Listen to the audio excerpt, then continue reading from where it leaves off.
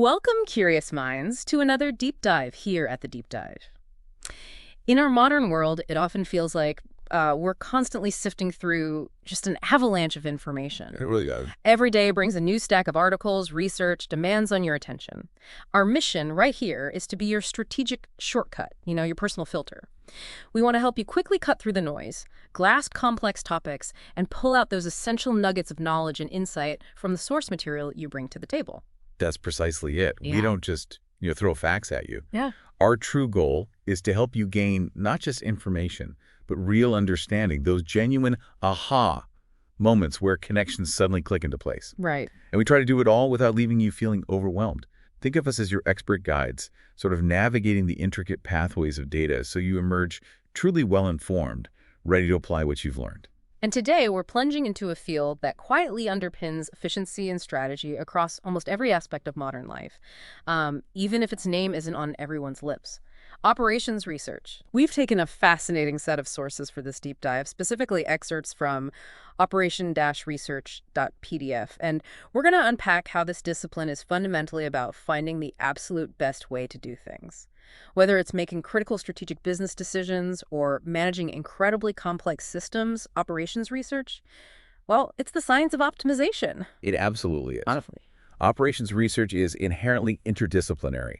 It draws on a powerful blend of mathematics, statistics, computer science, even things like behavioral economics. Really? Yeah. It's frequently dubbed the science of better because basically it provides the systematic tools to enhance performance and achieve goals in the most effective manner possible. Our mission in this deep dive is to clearly lay out its core principles and demonstrate its surprisingly widespread and impactful applications. You'll see how it provides the framework to find optimal solutions in what often feels like a very complicated, chaotic world. Okay. It allows us to bring structure and logic to seemingly intractable problems. So let's kick off with the very essence of this discipline.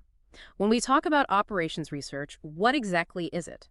Our source points to it as an interdisciplinary branch of mathematics, and emphasizes its central purpose: the application of scientific methods and techniques to decision-making to obtain the best or optimal solutions. This sounds like a blueprint for efficiency, doesn't it? It's more than just a blueprint. It's a powerful engine for improvement, really.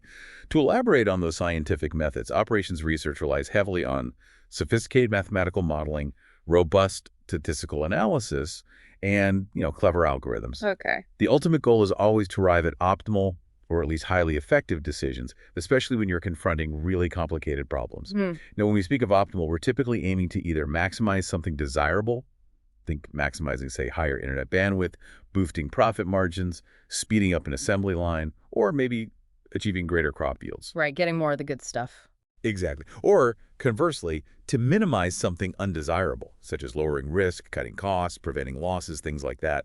It's all about finding those extreme points on what we call an objective function, which is basically just the mathematical expression of what you're trying to improve or minimize. So the eventual purpose, as our source succinctly puts it, is to find the best possible solution to a problem mathematically, which improves or optimizes the performance of the system. It's about achieving systemic improvement through rigorous data-driven analysis. Precisely. It's about not just finding a good solution, but identifying that single best possible pathway to fundamentally enhance how a system operates. Yeah. And this pursuit of the best, well, it leads us directly to the concept of optimization, which is arguably the foundational area within operations research. And what a critical area it is. The source gives us a direct, concise definition. Optimization is the mathematical discipline which is concerned with finding the maxima and minima of functions, possibly subject to constraints. So it's not just finding a good point, but the absolute peak or the absolute lowest valley in a given scenario. That's a perfect way to describe it. Think of it as the act of obtaining the best outcome under given circumstances. It's the process of finding the precise conditions that will yield the maximum or minimum value for a particular function. These optimum searching techniques are also widely known as mathematical programming techniques, and they really form the bedrock of many operations research applications. And when we talk about what we optimize, the source refers to a real function of n-hamma variables. That might sound a bit abstract to some listeners. It can, yeah, but let's break it down. Imagine a function as a rule that tells you what happens when you combine different inputs, right? N variables simply means we're dealing with multiple factors that can change, for example, the amount of different ingredients in a recipe, or maybe the number of hours each machine operates in a factory.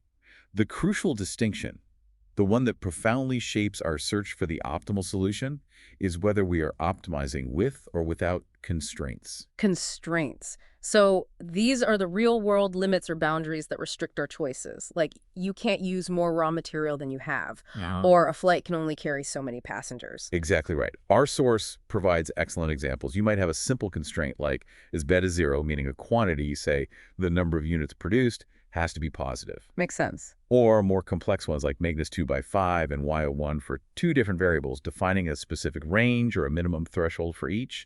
And then there are equality constraints like X plus Y equals 2, meaning two variables must sum to a specific value, maybe like the total hours dedicated to two different tasks.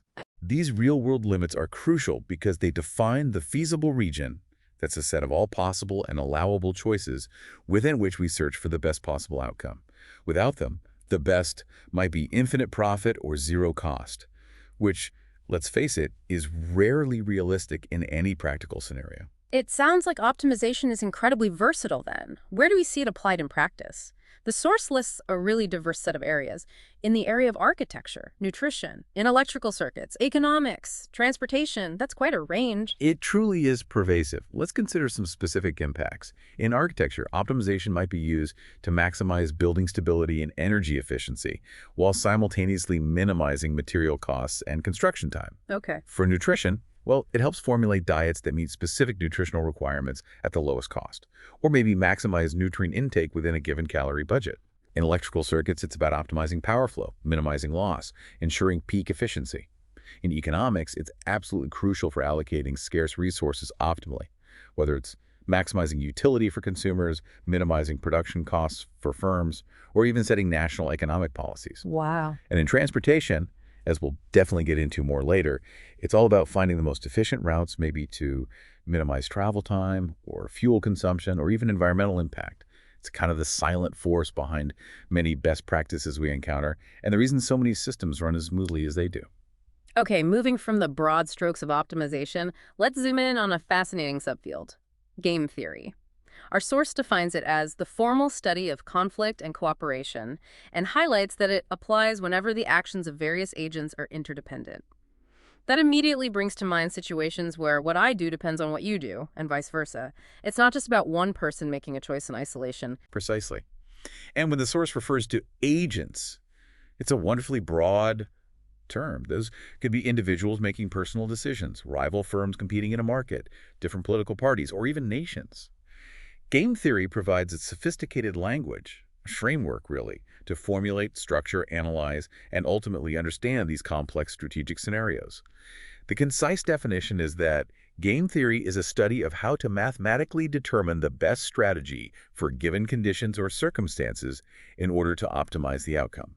Optimize the outcome again. Exactly. It's about making smart decisions when your outcome is tied to someone else's smart decision. But the source also points out a challenge, doesn't it? It says game theory is extremely mathematical and assumes all human interactions can be understood and navigated by presumptions. That's a bold claim, maybe, for something as messy and unpredictable as human interaction. It's a valid observation, yeah. While the models are highly mathematical and they do assume rational behavior, that's precisely their power, in a way. They simplify reality to expose fundamental strategic dynamics. The reason game theory has become so profoundly important, especially, with the rise of artificial intelligence, is that all intelligent beings make decisions all the time. And increasingly, AI needs to perform these tasks. Right. Game theory helps us examine these situations more rationally, kind of stripping away emotional biases and formulate the most acceptable alternative with respect to the circumstances. It's incredibly useful in modeling strategic decision-making, whether it's games against intelligent opponents or even games against nature, where maybe uncertainty or random events are the challenge. Interesting. A really fascinating insight from our source. It provides structured insight into the value of information. Knowing what your opponent knows, or perhaps more importantly doesn't know, can completely change the optimal strategy. It really illustrates the critical role information plays in strategic interactions. So, in this context, what actually defines a game? We're not talking about Monopoly here necessarily. Not exactly, although you could analyze Monopoly using game theory principles. In this field, a game is defined as a state where the participants' payoffs depend not only on their decisions, but also on their rivals' decisions. That interdependence. That interdependence is key. That's why they're also called strategic interactions. Your optimal choice is directly influenced by what others do. If there's only one player, well, it's generally referred to as a decision problem, not a game, because there's no strategic interaction with another rational agent. Now, games can be described at different levels of detail. Our source mentions cooperative games, which offer a kind of high-level description. They specify what payoffs each potential set or coalition of players can obtain by working together. What isn't explicit in this description is the actual process by which that cooperation forms or the specific negotiations involved. The example given is a parliament or a chamber of deputies, where various political parties of different strengths might need to form a majority coalition to pass legislation. Game theory can define which combinations of parties can theoretically achieve that majority and what the collective outcome might be, but it doesn't really delve into the nuanced real-world negotiation tactics they might use to agree to vote together. It focuses more on the achievable outcomes of cooperation itself. Fascinating. And our source outlines 4 essential elements that are always present in defining a game. Can you break those down for us? Absolutely. These are the fundamental building blocks that allow us to formally analyze any strategic interaction. First, we have players. A player is simply any individual firm or entity that makes decisions within the game. Pretty straightforward. Okay. Second, the rules. These are the governing principles.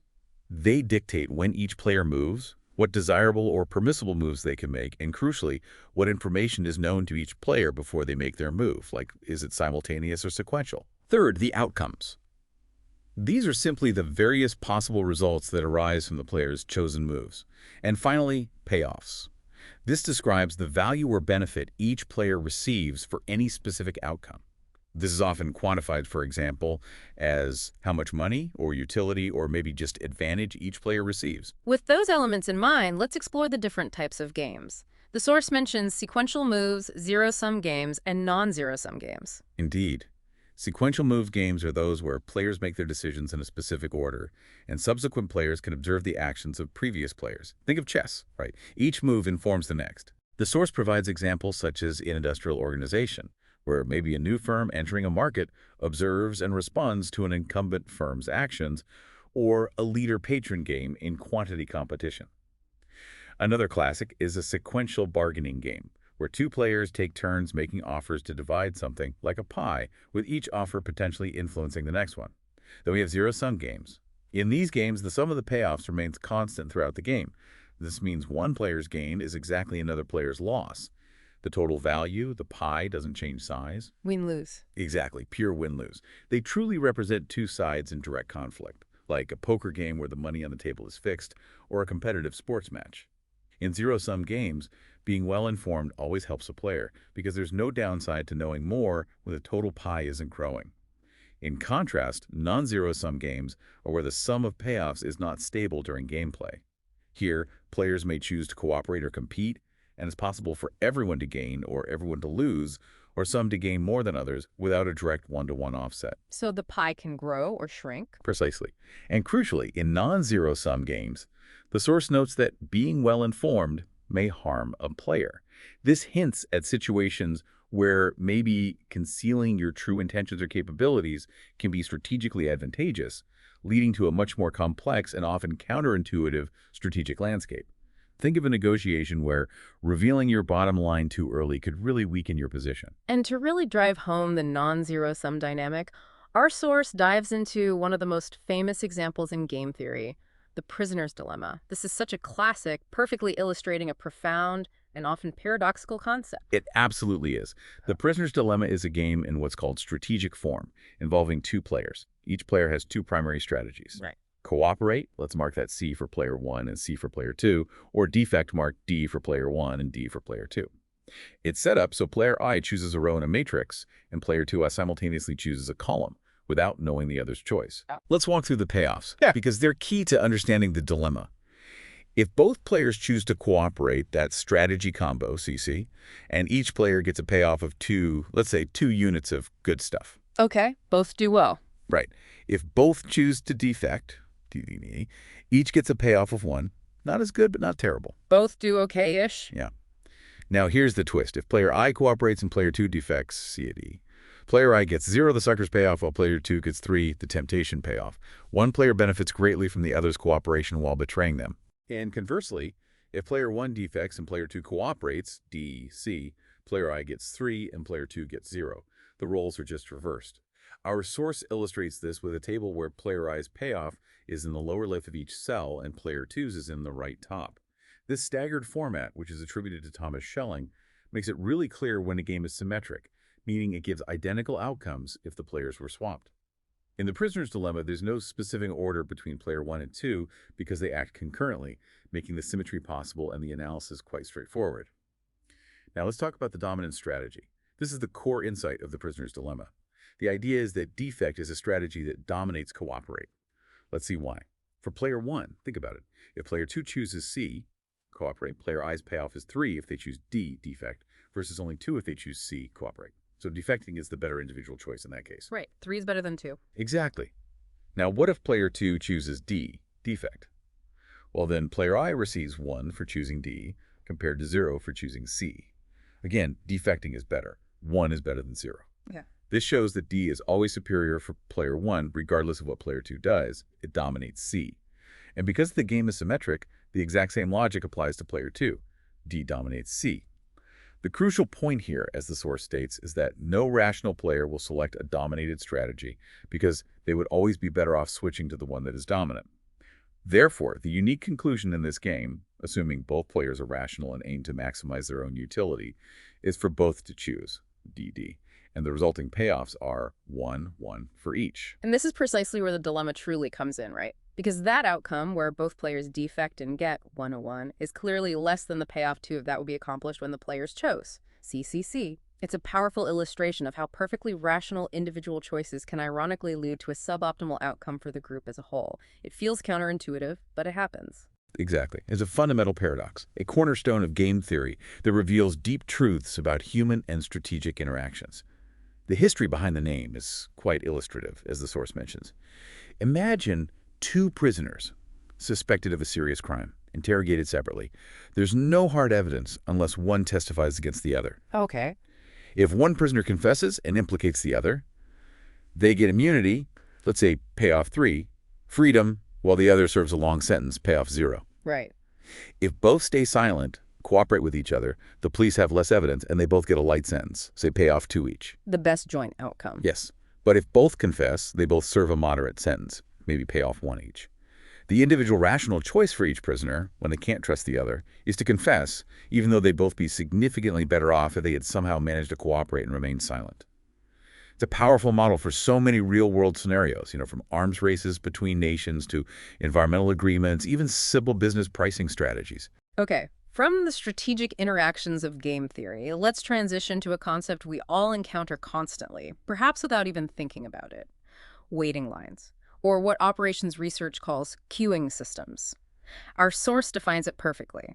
A queuing system can be described as customers arriving for service, waiting for service if it is not immediately available, and having waited for service, leaving the system after being served. I mean, that's basically our daily experience at the grocery store or the bank, or even just waiting for a web page to load, right? That's exactly right. Queuing theory is the specific branch of operations research that focuses on understanding and managing waiting lines, or maybe more broadly, the issues of delays and congestion.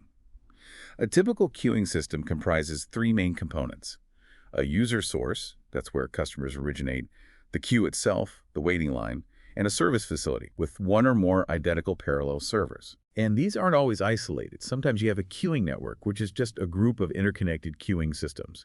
Like the 5-system illustration mentioned in our source, you could imagine a product moving through multiple workstations in a factory, maybe waiting at each one. Understanding these systems provides both a significant competitive advantage and can lead to really substantial cost savings by optimizing resource allocation and improving customer satisfaction. So, what are the critical factors or fundamental parameters that queuing theory considers when analyzing these waiting lines? What aspects does it try to measure or predict? Well, our source lists several key ones that paint a pretty comprehensive picture. First, there's the demand rate, how many customers arrive per unit of time, and the service rate, how quickly they can be served. Arrival versus service. Okay. Then, related to that, are the inter-arrival times, the actual time between customers arriving, and service times, the duration it takes to serve each one. We also consider queue capacity and discipline. This means whether the waiting line is finite, like a small waiting room, or effectively infinite, and crucially, how customers are selected for service. Like first come, first served. Exactly. That's FIOFCFS, first in, first out, first come, first served. But there's also CRO, service in random order, LIFO, last in, first out, or based on priorities, like you'd seen in an emergency room. Right. And finally, the source mentions myriad details like feedback effects, where customers might re-enter the queue after initial service, or jockeying, where customers switch lines hoping for a faster one. Each of these parameters impacts the system's overall performance. And with all those parameters, what kind of performance measurements does queuing theory help us analyze? What practical insights can it give us about how a system is functioning, or maybe how it could function better? It provides a truly comprehensive picture, offering crucial metrics for operational improvement.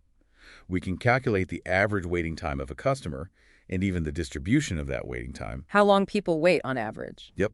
And the average number of customers in the system, that includes those being served and those waiting, and the distribution of queue length, or even the current work backlog.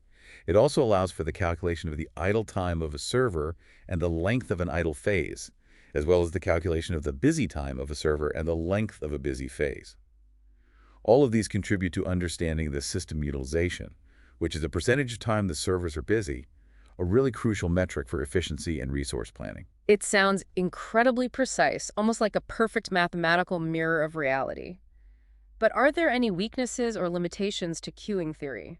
Our source implies it's not always a flawless representation. That's a fair and important point. The source definitely acknowledges that queuing models definitely involve approximations and simplification of reality. They're designed to capture the essence of a system, not every single minute detail.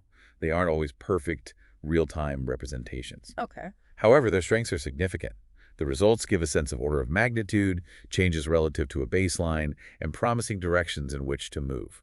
They're a powerful planning tool, offering directional insights rather than absolute certainties, while closed-form results, meaning exact mathematical formulas, are primarily limited to what we call steady-state circumstances and specific types like birth and death systems or phase systems, which have very specific characteristics of arrivals and services. For simpler cases mostly. Right, the more mathematically tractable ones.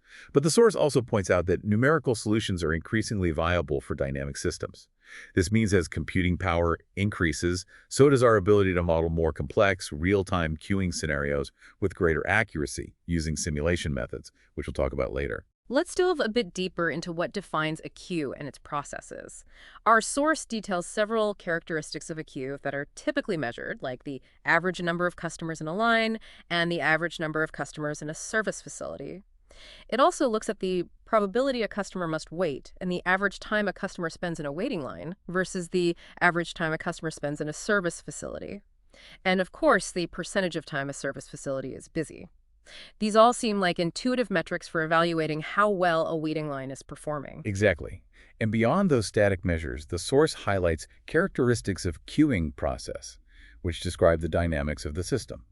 First, the arrival pattern of consumers. This considers the probability distribution of arrivals. Are they regular or random, like Poisson arrivals?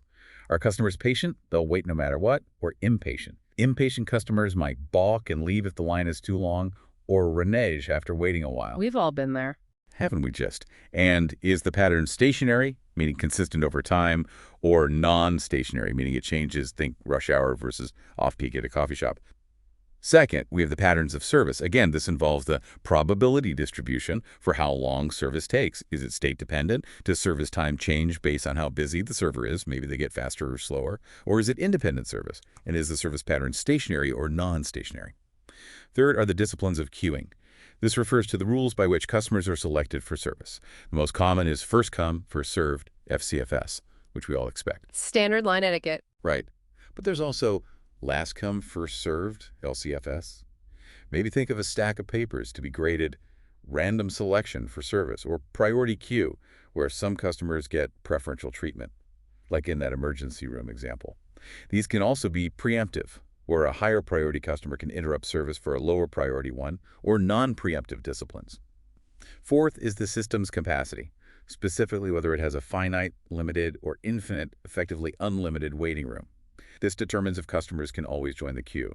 And fifth, the number of service channels, meaning single channel, one server, or multiple channels, many servers, and whether there's a single queue, one line feeding multiple servers, or multiple queues, separate lines for each server. Like at the bank versus the supermarket checkout. Precisely.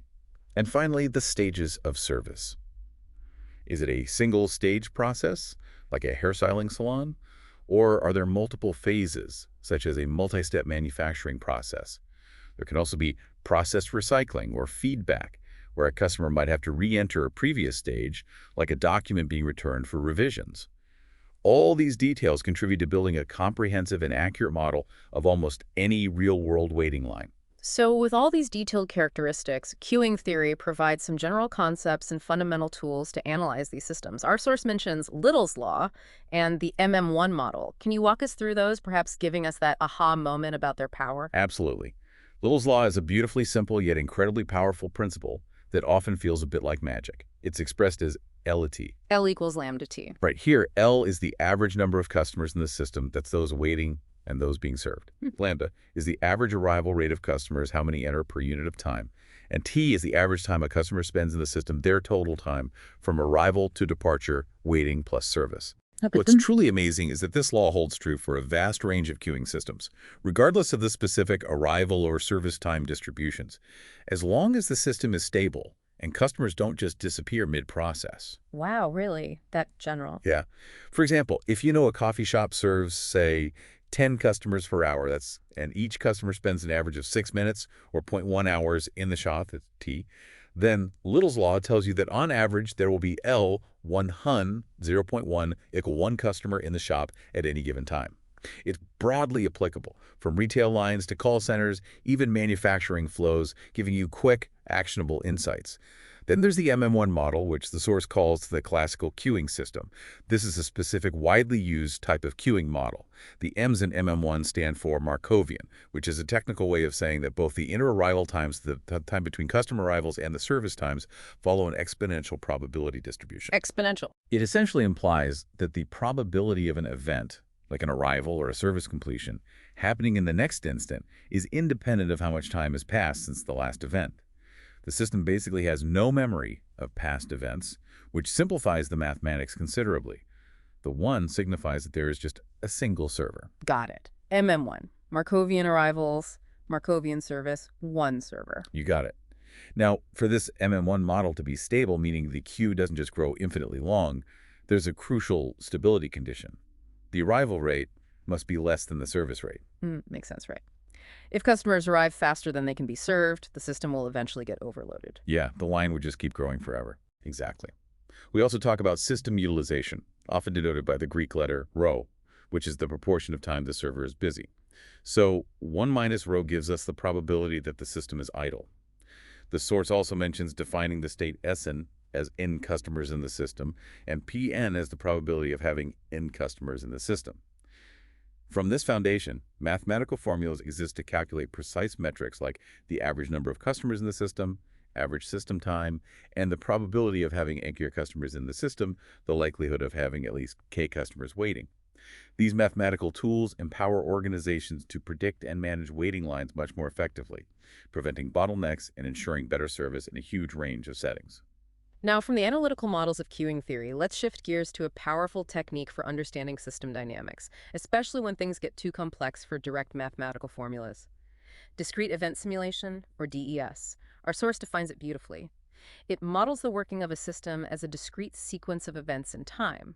That's a really key conceptual point. In DES, each event occurs at a particular instant in time and marks a change of state in the system.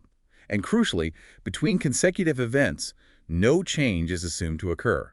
Thus, the simulation can directly jump in time from one event to the next. So it skips the boring bits. You could say that.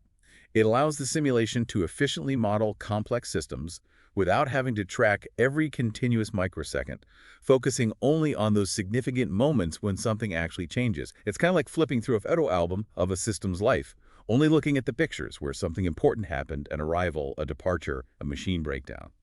To make this more concrete, let's use the example our source provides, a single server queue. This seems like a great way to illustrate how DES works in practice, building on what we just discussed with queuing theory. Indeed. Imagine a setup where the calling population is limitless, meaning there's potentially an endless stream of customers or maybe jobs arriving for processing. Arrivals for service occur one at a time in a random manner, and service times are some arbitrary length according to a probability distribution, meaning they might vary but follow some statistical pattern. The system capacity has no maximum, so the queue can theoretically grow infinitely long, and jobs are served in the order of their coming by a single server, first come, first served. Okay, standard queue. Right. The server's operation is key here. As each new job arrives, if the server is unavailable, the job enters the queue. Simple. If the server is available, the job immediately enters service. Conversely, as each old job leaves service, if the queue is vacant, the server becomes idle. Otherwise, a job is immediately chosen from the queue, the one at the front, to enter service. At any given time during the simulation, the position of the server will either be busy or idle, and the state of the queue will be either empty or not empty. This simple example captures the core logic of discrete event simulation. Focusing on the events like an arrival, the start of service, or the end of service that change the system's state, and moving the simulation clock directly to the time of the very next scheduled event. So this type of simulation has three defining characteristics according to our source. What are those fundamental forms of discrete event simulation? They are stochastic, discrete, and dynamic. Let's break those down. First, stochastic simply means probabilistic. In a simulation, things like inter-arrival times and service times are distinct variables. They don't follow a fixed, predictable pattern, but instead arise from probability distributions. There's an element of randomness, just like in the real world. So it captures uncertainty. Exactly. These often have cumulative distribution functions, which describe the probability that a variable will take a value less than or equal to a given number. Second, discrete. This is about the nature of the events themselves. Instantaneous events are separated by intervals of time. The state variables change spontaneously at specific points in time. This means the system can change at only a countable number of points in time, and these points in time are the ones at which an event occurs. You're not tracking continuous change second by second, but rather jumping from one significant moment to the next, making the simulation computationally much more efficient. Got it. Event-based. Precisely. Third, dynamic. The process changes over time, tracked by something called a simulation clock.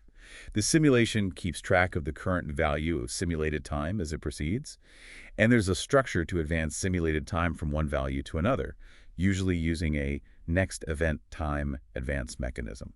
It basically figures out when the very next event is scheduled to happen anywhere in the system and jumps the clock straight to that time. Why is simulation such a powerful tool in operations research? What are its key advantages over, say, just building and testing a real system, which sounds expensive and risky? Though it offers quite a few compelling benefits. First, as you hinted, simulation allows the study of and experimentation with a complex system without having to disrupt or incur the potentially huge costs of the real one. You can test ideas in a safe virtual environment first. Makes sense. Second, it enables the feasibility testing of any hypothesis about how or why certain phenomena occur. You can explore countless what-if scenarios. What if we had another server? What if demand doubles? What if this machine breaks down more often? Virtual experiments. Exactly. Third, there's flexibility in time handling, as it can be compressed or expanded. You can simulate years of operations in just minutes to see long-term effects, or slow down micro-events to analyze them in excruciating detail. That provides invaluable insights without the constraints of real time. Yeah, that's powerful. Fourth, designing of a simulation model helps in gaining knowledge that could lead to the improvement of the system itself. Just the process of trying to build an accurate model often forces you to understand the system better and reveals bottlenecks or inefficiencies you hadn't noticed before. Learning by modeling. All right. Fifth, evaluating the different circumstances of simulation by changing the inputs and observing the resultant outputs can produce valuable insight into which variables are the most important. This helps identify the key leverage points, the things that have the biggest impact on performance. And finally, simulation helps in formulation and verification of analytical solutions. It can provide a way to check if those mathematical queuing models, for instance, are accurate, or to explore scenarios where analytical solutions are just impossible to derive mathematically. Those are significant advantages. So where do we actually see discrete event simulation applied in the real world?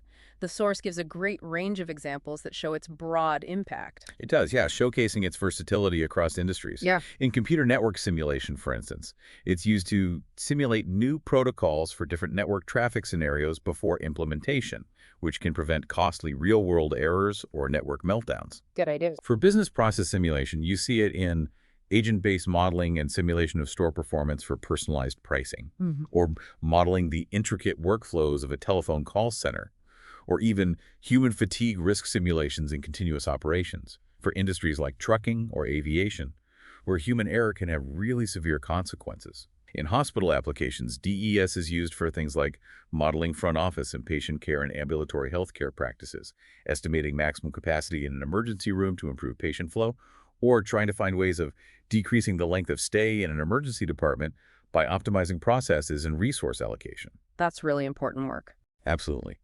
For design implementation, it helps overcome implementation problems occurring in typical program evaluations like attrition problems, data coding errors, floor and ceiling effects on measures, etc., that might otherwise degrade the quality of program designs. It lets you sort of virtually stress test designs before rolling them out. In vehicle manufacturing, it's used to study the outcome of various factors which affect the production process, like absence of labor force, fluctuating manufacturing times, equipment failures, lack of work or blockage, etc., helping factory managers optimize their lines. It can even provide animation possibilities suitable for layout design, allowing engineers to literally watch how changes in factory layout will impact flow before moving any heavy machinery. Visualizing it. Exactly. And finally, for transportation modes and traffic, examples include simulating aircraft landing and takeoff patterns to absorb lags, runway schedule determination by simulation optimization, and simulation of freeway merging and diverging behavior to try and ease traffic congestion. It's an incredibly powerful and adaptable tool for understanding dynamic, complex systems before making potentially costly real-world changes. Okay, our deep dive into operations research wouldn't really be complete without discussing the backbone of modern communication, computer and telecommunication networks. Our source defines a computer network simply as a collection of computing devices that are connected in various ways in order to communicate and share resources. It's essentially the global nervous system that allows all these other optimized systems we've discussed to function. That's a great way to put it. These connections are typically made using physical wires or cables, although, as we all know very well now, some connections are wireless, leveraging radio waves or infrared signals. It's truly an interconnection of computers and computing equipment using either wire or radio waves over small scale or large geographic distances. It's all about how everything talks to everything else, forming this vast interconnected web. And these networks come in different scales and structures, right? Our source outlines several key types, from like your home network all the way up to the entire internet. Yes, absolutely. Starting from the smallest, we have the local area network, or LAN. These are small in geographic size, spanning maybe just a room, a building, or campus. They employ various configurations known as topologies to manage their connections.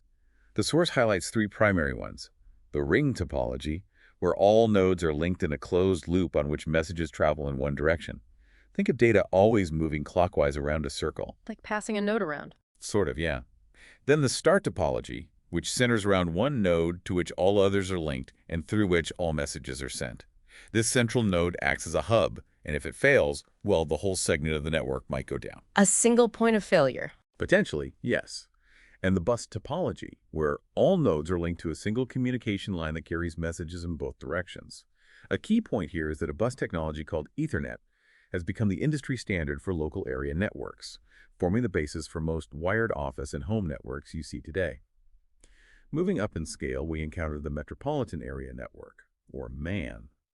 These are communication frameworks that have been developed in and around large cities, serving an area of up to 40 miles, maybe connecting multiple company sites within a city. They're essentially larger versions of LANs, connecting multiple LANs within a city. The source also notes that communication between networks is called internetworking, which perfectly leads us to the largest scale. The Wide Area Network, or WAN. A WAN is a large network that encompasses parts of states, multiple states, countries, and the world. It links two or more local area networks over a potentially large geographic distance. And of course, the internet, as we know it today, is actually the ultimate wide area network spanning the entire globe. Often, a specific node on a LAN is designated as a gateway, to handle all communication moving between that LAN and other networks, kind of bridging the local to the global. It's truly a marvel of interconnectedness when you think about it. So at its core, this is all about communications, as the source puts it. The message is communicated by the signal, and the transmission medium carries the signal. It's a fundamental concept, but one we probably take for granted most of the time as we hit send on an email or something. Indeed we do. And broadening our scope beyond just computer networks, we look at telecommunications networks, which encompass all forms of electronic communication. The source emphasizes its profound importance, even calling it one of the most important of all human necessities. Wow. For businesses, it's described as a complex operation that relies on communication between its employees to organize its internal activities and communicate with its customers and suppliers to create and trade its products and services. And as we know, communication becomes even more important in a global environment where teams are often dispersed across continents. So what is telecommunications? It's simply the communication of information by electronic means, and the source helpfully outlines the 5 sequential steps involved in any telecommunication, whether it's sending a text or making a complex video call. First, the sender initiates message communication. Someone starts it. Second, a device puts the sender's message onto a telecommunications medium. Your phone translates your voice into a signal. Third, the telecommunications medium transfers the message to the receiver's location. The signal travels over wires, fiber, or airwaves. Fourth, a device takes the message off the communication medium. The recipient's phone decodes the signal. And finally, the recipient receives the message. They hear your voice. It's a clear, logical chain of events for information transfer, regardless of the underlying technological complexity. Closely related to telecommunications is data communications, which is defined as a specialized subdivision of telecommunications that refers to the electronic collection, processing, and distribution of data, normally between computer system hardware devices. This is where computers specifically come into play in the broader communication landscape, handling that digital flow of information. And how does all this data actually travel? Our source provides a great overview of the different types of telecommunications media. Let's dive into the physical ways information moves, because each has its own strengths and weaknesses. Certainly. It's quite a mix. First, twisted pair wires cable. These are the insulated pairs of wires classically used in telephone service and to connect computer devices. You probably have some in your house. They're inexpensive and widely available, but they're relatively slow for transmitting data over longer distances and can be susceptible to interference. The old phone lines. Pretty much. Second, coaxial cable. This consists of an interconductor wire surrounded by insulation, which is then surrounded by a conductive shield. It offers a better data transmission rate than twisted pair and is used by cable TV companies, capable of transmitting large volumes of data quickly. The downsides are that it can be hard to wire in many buildings, and it's generally more expensive and less common for general computer networking these days compared to other solutions. Third, fiber optic cable. This is made of extremely thin strands of glass or plastic that transmit signals with light beams. Light. It has the greatest capacity of the telecommunications media, is incredibly fast, light, and durable, and can transfer huge volumes of data over very long distances with minimal signal loss. The internet backbone. Largely, yes. The drawbacks are that it's more expensive and harder to install and repair if it breaks. But many long-distance communication backbone networks rely heavily on fiber optics. And then, of course, we have wireless transmission, which sends signals through the air or space without being tied to a physical line. This broad category includes several important technologies. Microwave is used for long-distance transmission, using the atmosphere as the medium. It can carry high-volume data and requires no cabling, but it is expensive and typically requires a clear line of sight between antennas. Communication satellites involve transmission of data using orbiting satellites. They are cost-effective for transmitting large quantities of data over very long distances, especially for large, geographically scattered organizations or reaching remote areas. The downsides are that they are very expensive to launch and maintain. Signals weaken over long distances requiring amplification, and they have a limited useful life, typically only 7–10 years before needing replacement. Cellular phones, which we all use radio waves to communicate with radio antennas placed within a geographic area called cells. They are obviously ubiquitous for mobile voice and data communications. Finally, pagers, kind of a legacy technology now, but they use wireless transmission, in which the pager beeps when the user receives a short message to transmit short alphanumeric messages.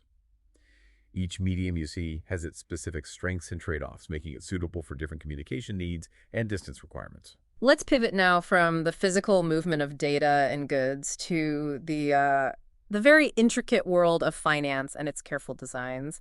Financial engineering. Our source offers both a generalizing and a specializing definition for this fascinating field. Seems complex right off the bat. It definitely can be, yes.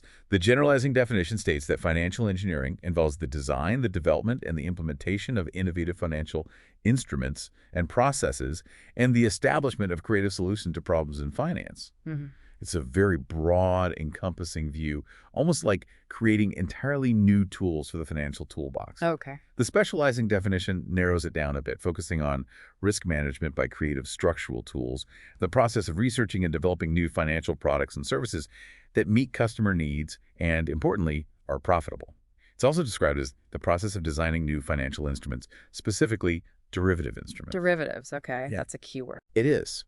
The core of financial engineering is really employing mathematical finance and computer modeling skills to make pricing, hedging, trading, and portfolio management decisions.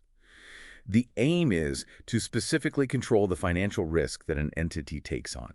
This can even involve taking on unlimited risk under certain events or wholly eliminating other risks by utilizing combinations of derivatives and other financial instruments. It's about crafting sophisticated financial solutions to manage uncertainty and achieve very specific financial objectives. Where is this complex field applied? What are the key application areas for financial engineering that we might see in the market today? The applications are really extensive and quite crucial to the modern financial landscape. They include the financial risk management for financial institutions, corporations, and public institutions, basically helping them weather market volatility. It's vital for derivative instruments themselves, encompassing everything from market making, pricing, contract design, and investment, trading, and hedging applications. Financial engineers are also involved in modeling the stochastic dynamics of stock prices, foreign exchange rates, interest rates, and commodity and energy prices, trying to bring some mathematical rigor to predicting their often unpredictable movements. Trying to model randomness. In a sense, yes, or at least understand the probabilities. Other critical areas are asset liability management technology for companies, banks, and pension funds, helping ensure they can meet their future obligations. Also, credit risk modeling and management and credit derivatives, which are tools for managing the risk of borrowers defaulting on loans. It plays a significant role in the energy industry and energy derivatives, which help companies manage the wild swings in energy prices. And finally, it applies to real options, valuing businesses and strategic managerial decisions via applying option pricing technology, which looks at the value of future choices and flexibility in investment decisions, sort of like what's the value of having the option to expand later. What forces have really driven the growth of financial engineering, making it such a prominent and complex field today? It feels like it exploded in recent decades. Our source highlights three major factors that have really propelled this field forward. First, the increasing volatility of global financial markets and the need for risk management. It notes that volatility of equity prices, energy prices, commodity and foreign exchange rates, and interest rates increased significantly over the past 3 decades. This enormous volatility increases risk, making risk management critical to the survival and competitiveness of organizations. Companies simply cannot afford to ignore these unpredictable swings anymore. Too much uncertainty. Exactly. Second, the global nature of financial markets. Multinational firms today create, market, and obtain financing globally.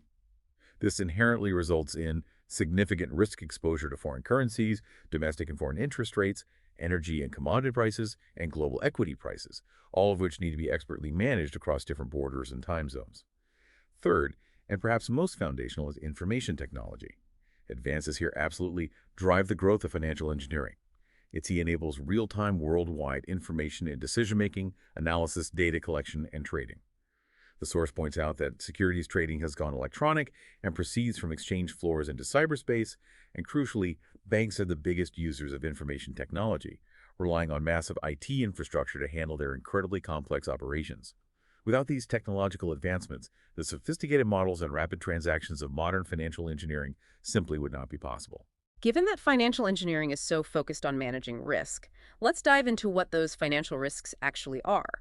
Our source categorizes them into 2 main types, systematic and unsystematic, which seems helpful for understanding how to approach them. Yes, that distinction is fundamental in finance. Financial risks generally encompass the areas of influence on financial results faced by a firm, and they are typically divided into those two types: systematic and unsystematic risks. Systematic risk is that portion of risk which cannot be diversified away. These are market-wide risks that affect many firms or the entire economy, like a recession, a major geopolitical event, or a sudden change in overall interest rates. Our source lists several components of systematic risk. This is the risk of variation in sales revenue, stemming from broad macroeconomic factors or shifts in overall market demand. While not completely systematic, some parts can be diversified or potentially insured against. This arises from leverage, meaning the use of debt. More debt generally means more risk if earnings falter. It can be minimized, obviously, by restricting the amount of debt a firm takes on. Arises from unanticipated inflation, eroding purchasing power, and in international trade, from movement away from purchasing power, parity, PPP. Hedging is crucial to manage this, protecting against unexpected price increases. Default or credit risk. This is the risk of default on payment by debtors of the firm. Credit rating agencies like Moody's or S&P play a significant role here in assessing this risk. While mostly systematic, it can sometimes be diversified by institutions like banks holding large, varied loan portfolios, and some forms can be insured. Marketability or liquidity risk occurs when it is difficult to buy or sell a financial instrument at its market price without causing a significant price change. The source notes, interestingly, that this risk is diversifiable and also completely systematic, which is a bit nuanced. Some insurance companies offer coverage for this. This is linked to the commitment of the firm to fix production costs. Higher fixed costs mean higher operating leverage. The greater the operating leverage, the greater the risk if revenues decline. Reducing fixed costs wherever possible helps mitigate this. Can be both domestic and foreign. It is particularly high when operating in some politically unstable countries. This risk is extremely systematic and undiversifiable, meaning it affects many firms operating there and is very hard to escape through diversification. Okay, so that's systematic broad market risk. What about unsystematic? Right. Unsystematic risk primarily comprises price risks that are specific to a particular company, industry, or asset. Crucially, these risks can often be significantly reduced or even eliminated through diversification by holding a broad portfolio of different assets. Key types mentioned are interest rate risk, arises from both fixed and floating rate debt. Unanticipated changes in floating rates can increase costs. The source, citing Putnam, 1986, suggests variable rate capital provides a long-run hedge against inflation risk, while fixed rate capital can cause issues if market rates drop significantly. This is a large risk faced by almost all organizations, but thankfully can be hedged against using various financial instruments like interest rate swaps. Currency or foreign exchange risk happens when cash inflows or outflows take place in foreign currency. The value can fluctuate unexpectedly. This risk can be either diversified or hedged through things like forward contracts or currency options. Commodity price risk arises from unanticipated changes in commodity prices. Think oil, metals, agricultural products, and can be hedged using futures or options contracts. So financial engineering truly is about building those creative structural tools to manage this incredibly complex web of financial risks, allowing organizations to navigate global markets with, hopefully, more certainty and strategic intent. It's about designing resilience into the very fabric of financial operations. That's a very good way to summarize it, yes. Okay, let's shift gears now from the abstract world of finance to the very physical, logistical flows of goods and services, something that's become absolutely critical for pretty much every business today: supply chain management. Our source defines a supply chain pretty clearly as the system of activities, people, information, and resources involved in moving a product or service from supplier to customer. Its fundamental purpose is to transform raw materials and components into a finished product that is conveyed to the end customer. Seems straightforward enough. It seems straightforward, but the complexity underneath is immense.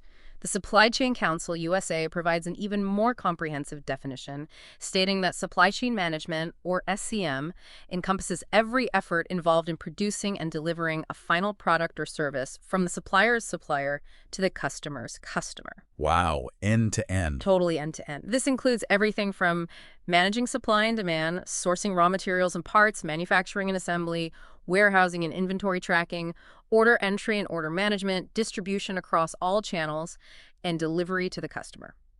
So SCM really deals with the information flows, the management of materials, manufacturers, and the financial flows across a vast network consisting of suppliers, distributors, and ultimately customers. It's also important to distinguish it from logistics, which is certainly related but often more focused on managing the flow of items, information, cash, and ideas through the coordination of supply chain procedures and across the strategic addition of place, time, and form values. You could think of logistics as a crucial part of the bigger supply chain picture. The core goal, supply chain management, then, is the efficient integration of factories, suppliers, warehouses, and stores so that merchandise is produced and allocated in the right quantities to the right locations and at the right time, and so as to minimize total organization costs subject to fulfilling service requirements, getting the right stuff to the right place at the right time, cost effectively. Our source has this evocative phrase that really captures the essence of it. Call it allocation, distribution, or logistics, or supply chain management. By whatever name, it is the gritty, cumbersome process and sinuous path by which companies move materials, parts, and products to customers. It truly captures the complexity and the sheer effort involved, doesn't it? It absolutely does. It underscores that supply chain management is about the design and management of processes across system boundaries with the goal of matching supply and demand in the most cost-effective way. It is often triggered by demand signals way down at the ultimate consumer level, extending all the way back from suppliers to customers. It's about optimizing that entire pipeline, ensuring a seamless flow from the very beginning, the rawest of materials, to the very end consumer getting the finished product. So why is supply chain management so vital for businesses today? What makes it such a strategic priority, especially now? Its importance is multifaceted and has only grown, particularly in recent decades. Strategically, it can drive strategy. Manufacturing itself is constantly becoming more efficient, so SCM offers a critical chance for differentiation. The source cites Dell as an example, famous for its build-to-order approach, which relied heavily on supply chain mastery. Right, customizing online. Exactly. Or, conversely, it can drive cost reduction, like Walmart or Big Bazaar, known for their massive logistical efficiency that translates directly into lower prices for consumers. Then there's the undeniable impact of globalization. The supply chain literally covers the world, with components and products often crossing multiple continents multiple times. This necessitates greater coordination of production and distribution across diverse geographies, cultures, and time zones. Crucially, as we've certainly seen recently, it also raises the risk of supply chain interruption and highlights the critical need for robust and flexible supply chains to handle disruptions, whether from natural disasters, pandemics, or geopolitical conflicts. Resilience is key. Absolutely. And at the company level, SCM directly impacts cost. For many products, a staggering 20% to 40% of total product costs are controllable logistics costs. That offers a massive area for potential efficiency gains and a direct impact on the bottom line. And for service, performance aspects like inventory availability and speed of delivery are hypercritical to customer satisfaction. A well-managed supply chain directly translates to happier customers, fewer stockouts, faster delivery, and ultimately healthier profitability. To manage all this complexity, our source outlines 5 key areas or drivers of the supply chain that organizations must make decisions about. Let's unpack each of those, as they seem critical to designing and managing any effective supply chain. These 5 drivers represent the crucial decision points for organizations, essentially the levers they can pull to optimize their supply chain. They often involve trade-off. First, production. This refers to the capacity of a supply chain to make and store products, essentially involving the factories and warehouses. The source notes that if these facilities are built with a lot of excess capacity, they can be very flexible and respond quickly to wide swings in product requirements, but that capacity is expensive.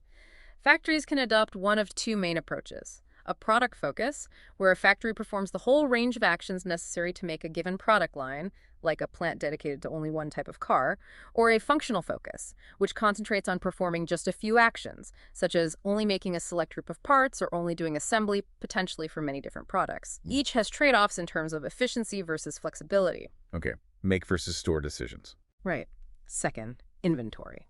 This includes everything from raw material to work in process to finished goods that are held by manufacturers, distributors, and retailers all along the chain. There are 3 basic types of inventory decisions mentioned. Cycle inventory is the amount needed to satisfy demand between replenishments or purchases. Companies often build or purchase in huge lots to achieve economies of scale, meaning buying in bulk reduces the per unit cost but increases holding cost. Safety inventory is held as a buffer against uncertainty in demand forecasts or potential supply disruptions. It's the extra stock you keep just in case things don't go exactly as planned. And seasonal inventory is built in anticipation of predictable increases in requirement, like the example given of antifreeze production before winter, or maybe toys before the holidays. This involves a trade-off between the cost of carrying seasonal inventory versus the cost of having extra flexible manufacturing capabilities to produce quickly when demand spikes. How much buffer to keep? It's exactly. Third, location. This refers to the geographical placement of supply chain facilities, where you put your factories, warehouses, distribution centers. In deciding which activities should be performed in each facility, managers must consider a myriad of factors like cost of facilities, the cost of labor, skills available in the workforce, infrastructure conditions, taxes and tariffs, and proximity to suppliers and customers. Location decisions have powerful impacts on the cost and performance characteristics of a supply chain. They define the number of possible paths through which products can flow and ultimately reflect a company's basic strategy. For example, locating near major markets reduces outbound transport costs, but might increase labor costs. Where to put things? Yep. Fourth, transportation. This is the movement of everything from raw material to finished goods between different facilities in the chain. As the source notes, fast modes such as airplanes are very responsive but also more costly, while slower modes such as ship and rail are extremely cost-efficient. Transportation costs can be as much as a third of the operating cost for some products, making these choices absolutely critical. The source lists 6 basic modes we touched on earlier, but let's quickly recap their supply chain roles.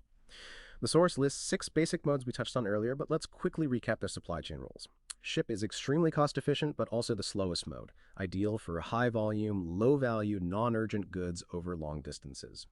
The source lists 6 basic modes we touched on earlier, but let's quickly recap their supply chain roles. Rail is also extremely cost-efficient for bulk goods, often less affected by weather, but can be slow and limited to rail networks. The source lists 6 basic modes we touched on earlier, but let's quickly recap their supply chain roles. Pipelines are extremely efficient, but are restricted to commodities that are liquids or gases, offering continuous flow but only for specific products along fixed routes. The source lists 6 basic modes we touched on earlier, but let's quickly recap their supply chain roles. Trucks are relatively quick and extremely flexible, offering essential door-to-door service almost anywhere, but costs fluctuate with fuel and road conditions. The source lists 6 basic modes we touched on earlier, but let's quickly recap their supply chain roles.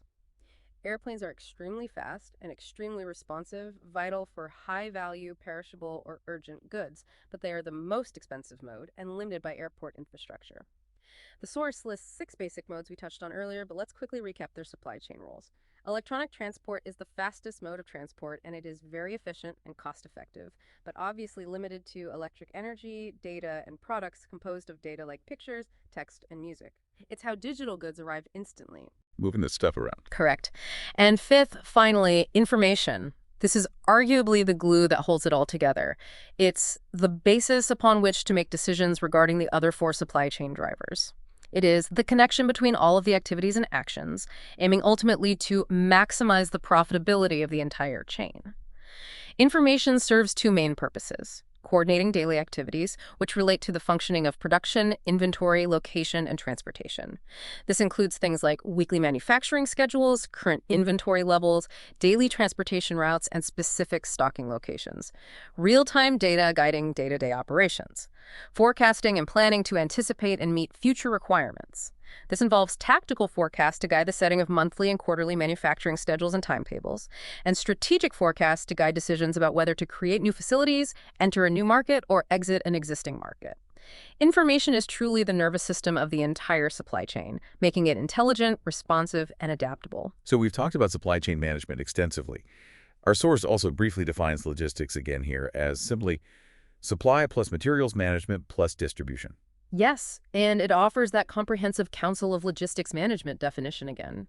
The procedure of planning, executing, and managing the efficient, effective flow and storage of goods, services, and relevant information from the point of origin to the point of consumption for the purpose of conforming to customer necessity.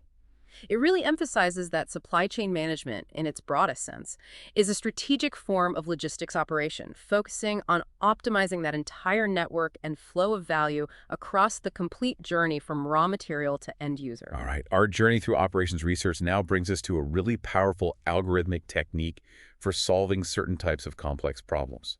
Dynamic programming.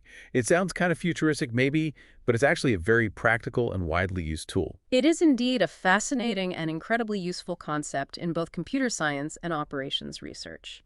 Our source defines its purpose quite clearly. It solves a wide collection of discrete optimization problems such as inventory management, packaging, string editing, and scheduling, among many others. The core approach of dynamic programming is to break problems into subproblems and merge their solutions into solutions to larger problems. Like divide and conquer. Sort of, but with a twist. The crucial distinction from other problem-solving methods, like the standard divide and conquer, is that in dynamic programming, there may be relationships across subproblems. This means the solutions to smaller parts often overlap and depend on each other in intricate ways. You might need the solution to the same subproblem multiple times. Ultimately, its goal is to discover a combination of decisions that optimizes a certain amount related with a system. It's an algorithm design technique for optimization problems, often focused on increasing or decreasing some value, like minimizing cost or maximizing profit over a sequence of steps. Think of it as finding the absolute best path through a series of interconnected choices where future decisions depend on current ones. What's the systematic process for applying dynamic programming? Our source outlines 4 key steps. Seems methodical. It is very methodical. When approaching a problem with dynamic programming, you generally follow a structured sequence. First, you characterize the structure of an optimal solution. This means understanding what an ideal solution looks like, and crucially, observing that it's built from optimal solutions to smaller, overlapping subproblems. This is often called the optimal substructure property. Okay, structure first. Second, you describe the value of an optimal solution recursively. This involves writing a mathematical formula or rule a recurrence relation that shows how the optimal solution for a larger problem can be derived from the optimal solutions of its smaller subproblems. Third, you compute optimal solution values, either top-down with caching or bottom-up in a table. This is where the actual computation happens. Top-down with caching, also called memoization, means you solve problems recursively as needed, but store the results of subproblems so you don't have to recompute them if you encounter them again. Bottom-up in a table means you systematically solve all the smallest subproblems first, store their solutions in a table, and then use those stored solutions to build up solutions for progressively larger problems until you reach the final answer. Compute and store. Exactly. Finally, you construct an optimal solution from computed values. Once you have the optimal values for all the subproblems, like the minimum cost to reach each intermediate point, you can trace back through your decisions in the table or cache to find the actual sequence of choices that leads to the overall optimal solution, the actual path taken. How do you recognize a problem that's a good fit for dynamic programming? Are there general characteristics that might hint that this is the right approach? Yes, definitely. There are several defining characteristics that make a problem well suited for dynamic programming. First, the problem structure is subdivided into stages. This means the overall problem can be broken down naturally into a sequence of decisions or time periods or steps. Second, every stage has a number of states linked with it. A state represents all the necessary information about the situation or condition you are in at that particular stage, needed to make future decisions. State captures the current situation. Right. Third, making decisions at one stage converts one state of the current stage into a state in the next stage. Your choice at one point determines your starting position, your state, for the next set of choices. And finally, the most crucial characteristic, often called the principle of optimality. Given the current state, the optimal decision for every remaining stage does not depend on the previous states or decisions. In simpler terms, if you've arrived at a particular state, the best way forward from that point is always the same, regardless of how you got to that state. The past path doesn't matter, only the current state. The history doesn't matter, only where you are now. Precisely. And this principle of optimality permits solving the problem stage by stage recursively, making what could be an exponentially complex problem computationally feasible. That principle of optimality seems absolutely key. Can you elaborate maybe a bit more on how we define those stages and states in practice? Certainly. The division into stages means the problem is conceptually split into smaller subproblems, each represented by a stage. How you define stages depends on the problem. They could be time periods, like planning production month by month. They might be various geographical regions, like optimizing routes through different cities sequentially. Or simply a multi-step process where each step naturally forms a stage. Okay. Then, for states, every state has a number of states associated with it.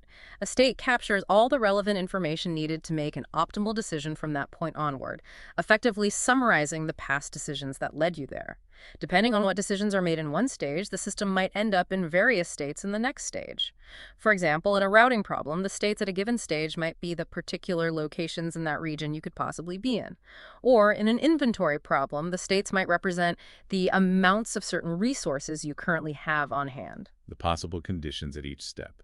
Exactly. And the decisions are the choices you make at each stage that transition you from one state in the current stage to a state in the next stage. These could be choices like whether to move from one city to another, or maybe generate or spend a certain amount of a resource.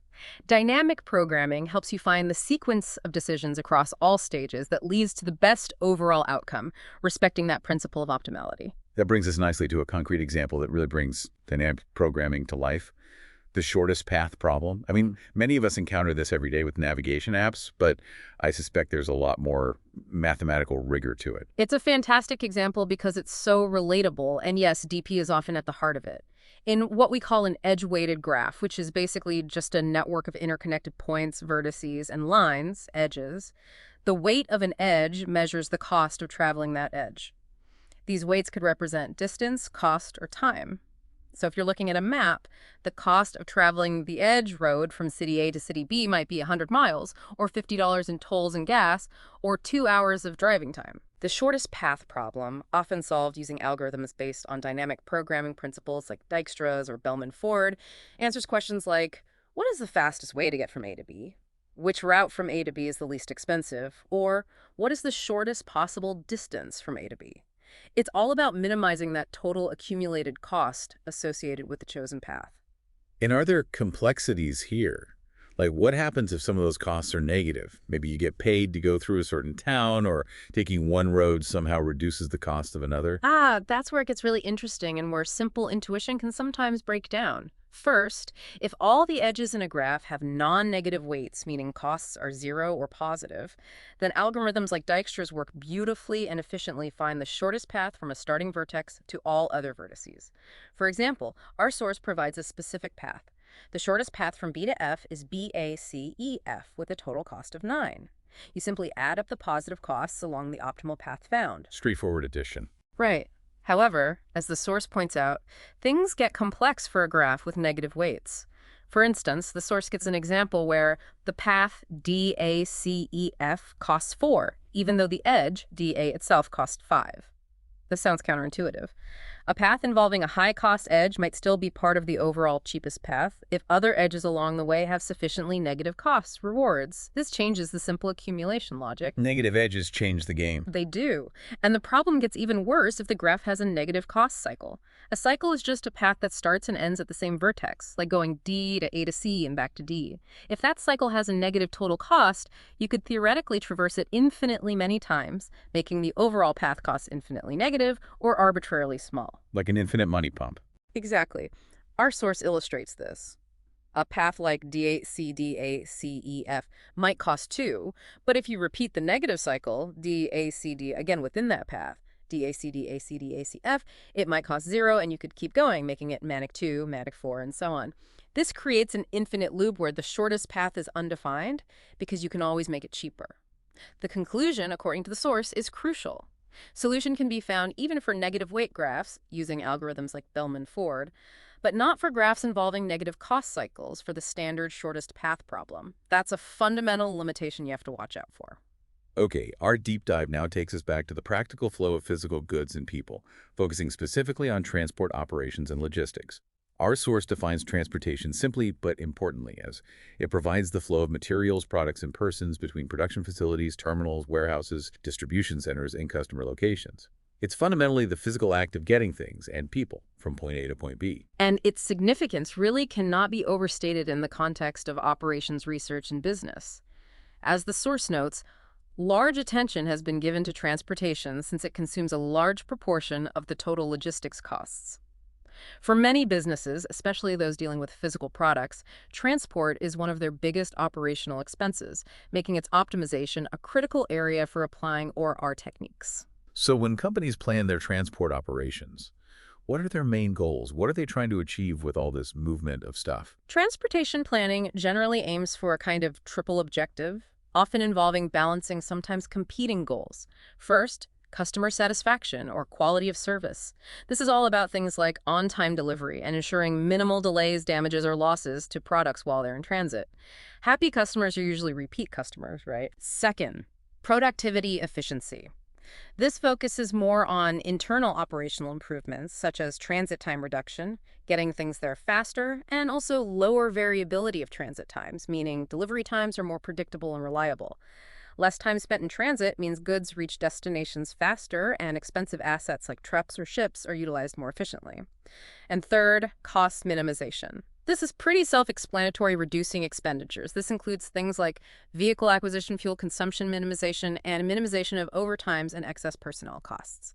Finding the right sweet spot between these three, service, efficiency, and cost, often requires sophisticated optimization models. What elements actually make up a transportation network? Our source breaks it down into three main categories, which seems helpful. Yes. Every transportation system, whether it's a huge global shipping network or just a local pizza delivery service, is composed of three core components. First, facilities, which are the fixed components, the infrastructure.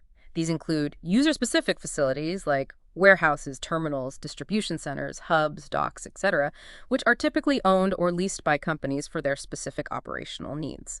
Then there are the common facilities like rail tracks, roadways, and waterways, which are shared infrastructure often managed by public entities. Places and paths. Exactly. Second, equipment.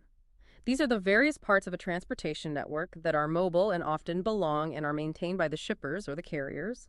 Examples include things like containers, trailers, vehicles, trucks, scooters, rail cars and locomotives, aircrafts and vessels, the actual things that move. And third, people. These are all the individuals involved in transportation associated or transportation supportive functions. This includes the operating team, drivers, pilots, captains, etc., the supportive team handling things like maintenance, loading, unloading, scheduling, etc., and the managerial team, logistics directors, dispatchers, administration, who oversee the entire complex process. It's a real interplay of physical assets, increasingly digital systems, and essential human effort. So given these components, how do companies actually go about transporting their items? What options do they typically have for forwarding goods from one place to another? Our source outlines three primary strategic options for moving items. First, the private usage of own transportation means. This is when a company uses its own vehicles, airplanes, ships, or other equipment. Think of a large retailer like Walmart with its own massive fleet of delivery trucks.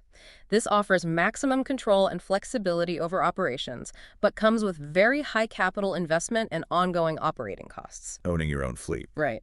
Second, the common usage of a carrier. This means utilizing third-party transportation providers like rail transportation companies, airlines, freight road transporters, trucking companies, ocean shipping lines, etc. This is often more cost-effective, especially for smaller volumes or intermittent shipping needs, as you essentially pay for the service rather than owning and maintaining the assets yourself. Outsourcing the transport. Pretty much. Third, the utilization of a freight forwarder. These are companies that consolidate products and undertake transportation and other services on behalf of many companies. They act as intermediaries, often combining smaller shipments from multiple clients into larger, more economical loads, consolidation. They frequently handle complexities like customs brokerage, documentation, insurance, and coordinating multiple modes of transport, for example, truck to ship to rail. Like a travel agent for cargo. That's a decent analogy, yeah. They manage the logistics for you. You touched on the different transport modes earlier when we discussed supply chain drivers. Can you revisit those now with a bit more specific detail related to their operational characteristics and trade-offs as outlined in this section of the source? Certainly.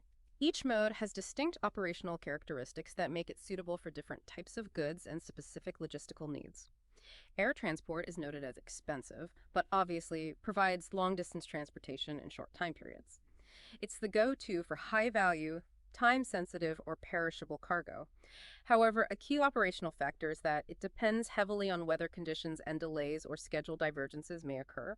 Sea transport provides the ability to carry large quantities of commodities, thousands of tons, using specialized cargo ships. Operationally, it offers low flexibility in determining routes and schedules compared to trucks, for instance. It also depends on weather conditions, though perhaps not as severely as in air transportation. It remains the most cost-effective way to move huge volumes over vast distances. Rail transport is characterized as a slow transport mode, but very efficient for heavy, bulky goods like low-cost materials and raw materials. A significant operational advantage is that weather conditions do not impact rail operations as much as air or sea. Also, many stops in local regions can be made in order to load-unload commodities, offering some regional distribution capability along its fixed network. Road transport, trucking, provides lower capacity and quantity capabilities in comparison with rail transportation per vehicle. However, its main advantage is the capability to offer door-to-door services and the existence of many various and specialized vehicles, making it incredibly flexible for point-to-point delivery, especially the crucial last mile. Pipeline transport is unique. It's used to transport liquids and gases, i.e. oil and natural gas. Operationally, while the transportation is slow, maybe 3 to 4 miles per hour, its capability to operate 24 hours a day makes it an efficient transportation mode for these specific product types. Like rail, it offers a particular network with particular stops, intersections, etc., and importantly, weather conditions do not affect pipeline operations and limited technical problems may occur generally. So to briefly reiterate, all of this planning, execution, and management of movement falls under the broad umbrella of logistics. Exactly. Logistics really encompasses it all. The source defines it again here as the procedure of devising, planning, executing, and managing the efficient, effective flow and storage of goods, services, and relevant information from end of origin to end of consumption for the purpose of conforming to customer necessity. It's about orchestrating that entire intricate dance of supply, materials management, and distribution to meet customer demand optimally. And as we discussed, supply chain management is essentially a very broad and strategic perspective on logistics operations, looking at the entire network and flow of value across the whole journey. All right, our journey through operations research now concludes by focusing on service operations management. This is an equally critical area, though often dealing with things that are less tangible than physical products. We all interact with services constantly, right? From getting a haircut to using a banking app or calling customer support. Our source provides a very comprehensive definition of what a service actually is, going beyond just a simple transaction. It does, and it's an important distinction. Services are defined as economic activities introduced via one party to another, most commonly employing time-based performances to bring respective desired results in recipients themselves or in objects or other uses for which purchasers have responsibility. Okay, that's a mouthful. It is a bit dense, but the critical distinction, and often a real aha moment for people, is that customers get value from access to goods, labor, professional expertise, networks, facilities, and systems, but they do not generally take ownership of any of the physical elements involved. Right. You don't own the airplane used by the flight. You don't own the surgeon's tools. Exactly. A service is uniquely characterized as a time-perishable, immaterial experience performed for a customer acting in the role of co-producer. That co-producer role is key. You, the customer, are often actively involved in the service delivery process yourself. Your input matters. Like giving information to the tax preparer. Precisely. The role of service operations managers, then, is to manage and integrate the pair of those elements which together constitute the company's service package, ensuring a seamless and valuable experience is delivered. So if that's what a service is, what exactly is the management of services all about? What are the core concerns of service operations management? Services operations management is the phrase that is used to shield the activities, decisions, and responsibilities of operations managers in service system organizations. It is primarily concerned, unsurprisingly, with delivering assistance service to the customers or users. This involves a continuous cycle. Understanding the assistance service needs of the target customers, supervise the processes that deliver the services, ensuring objectives are met, while also paying surveillance to the frequent improvement of the services. The source emphasizes that operations management is a central system function and one that is critical to organizational success because for many, many businesses today, service is their primary product. When an organization is delivering a service, How do they define what they're truly offering and what its worth is to the customer? It seems less straightforward than pricing a physical product with clear material costs. That's where the service concept comes in, and it's absolutely crucial for service businesses. It's described as a sensorious element in knowing and defining what the company is selling and the customer buying. The core objective is to ensure that what the organization thinks it is providing correlates closely with what customers think they are receiving. Misalignment here is a recipe for dissatisfaction. Bridging the perception gap. Exactly.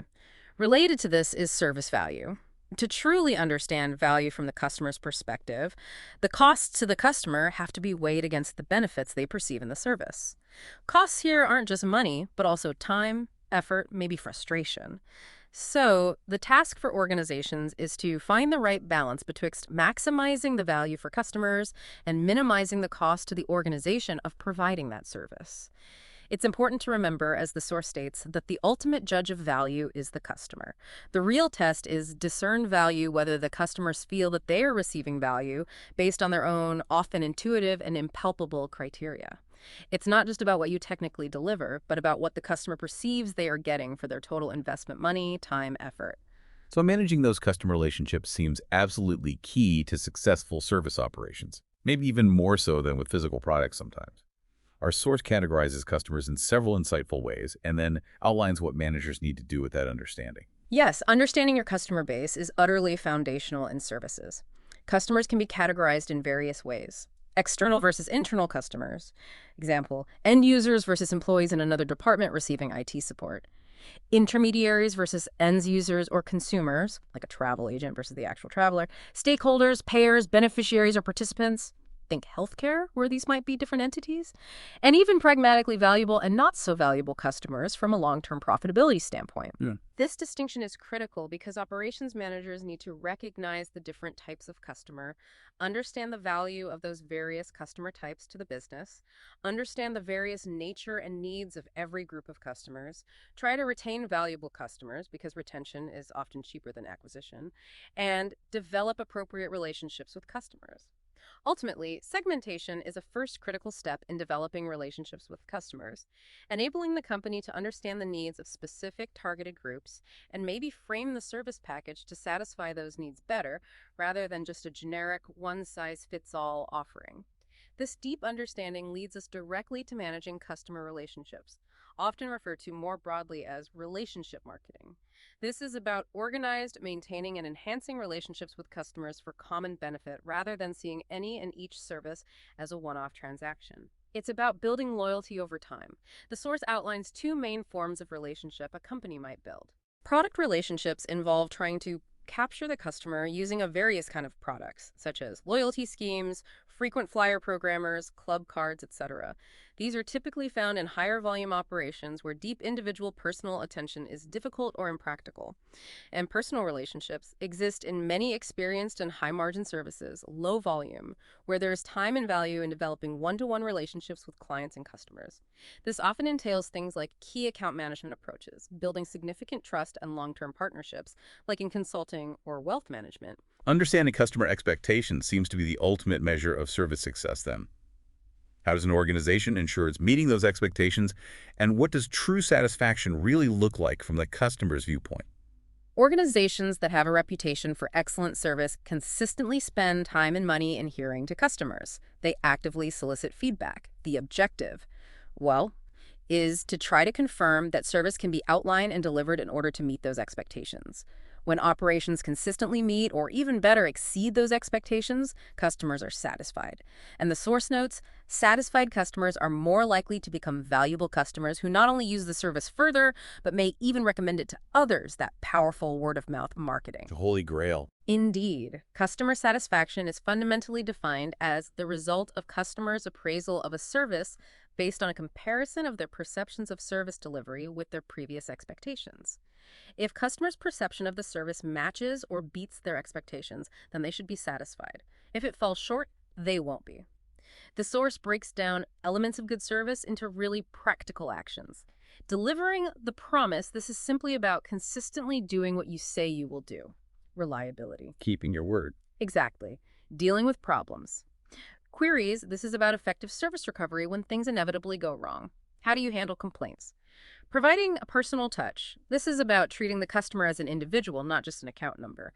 And going the extra mile, this is simply about providing some little extra touches, maybe unexpected, that the customer honestly appreciates. The fundamental takeaway here is that the fundamental key to good service design is about taking a customer perspective and understanding the whole service process from their point of view, end to end. Finally, let's touch on the absolutely crucial human element in service and how organizations manage their resources to deliver that service. Service people and capacity management. Yes, the service people, the employees interacting with customers, have an absolutely crucial role in almost any service operation. There are several reasons for this highlighted. They're obviously responsible for delivering service. They often form a significant element in the service experience. Itself, a friendly, helpful attitude can make all the difference, right? They also represent significant resource and frequently represent the largest variable cost for many service businesses, like airlines, hospitals, consulting firms. And especially in professional services, the essence particularly of professional services lies in the skills, capability, and knowledge of the people who are, in a real sense, the service. The people are the product. And then there's capacity management, which is concerned with ensuring that the service process has sufficient resources to deal with the anticipated levels of customer demand in such a way that quality of service meets preset targets in the most cost-effective manner. This is a constant, delicate balancing act because, as the source notes, both underutilized and overstretched resources can be disadvantageous. Too few resources mean long waits, stressed staff, and poor service quality. Too many resources mean wasted investment and high costs. Finding the right staffing level. Precisely. The function of capacity management is to try to achieve a balance between too much and too little resource utilization, essentially by putting a plan in place that makes the best use of resources given the forecasted or expected demand for services. It's about optimizing the availability of the right people, the right skills, and the right equipment or facilities at the right time to deliver the promised service quality efficiently. Hashtag outro. Wow, what an incredible journey that was. We've just completed a really deep dive into how operations research helps make all sorts of complex systems work optimally. We started with the broad strokes of optimization, then got into the intricate dynamics of human interaction through game theory. From there, we explored the very practical challenges of managing waiting lines with queuing systems and understood the immense power of modeling complex scenarios with discrete event simulation. Then we shifted gears to the critical infrastructure of computer and telecommunication networks, the strategic and sometimes baffling world of financial engineering and its approach to risk management, and the logistical symphony of supply chain management, all culminating in the nuanced art and science of service operations management. It's truly a pervasive and powerful discipline that underpins so much of our modern world, often unseen. It really is. As we've seen throughout this discussion, these principles of operations research are kind of like the invisible architecture that drives efficiency, shapes strategy, and solves complex problems in nearly every industry and aspect of modern life. It's the silent force, really, that allows everything from your online order arriving on time to a hospital emergency room functioning under pressure, often invisibly. It provides that true shortcut to being well-informed about the very mechanisms that shape our world. And as you, our listeners, reflect on this deep dive, maybe consider this. You've just explored how operations research helps make complex systems work optimally. Think about the decisions you make every day, maybe from managing your time or your budget to planning a trip, or even just how you interact in group projects or team meetings. What complex system or daily decision in your life could truly benefit from applying an operations research mindset? How might understanding these principles, optimization, trade-offs, constraints, probabilities, change how you approach problems, whether they're personal, professional, or even just navigating a busy grocery store on a Saturday afternoon? That's a great closing thought. We really encourage you to keep that curiosity alive and think about how these powerful analytical tools and ways of thinking can be applied beyond the specific examples we discussed today. There's always more to learn, and almost always, as operations research teaches us, a better, more optimized way to approach things.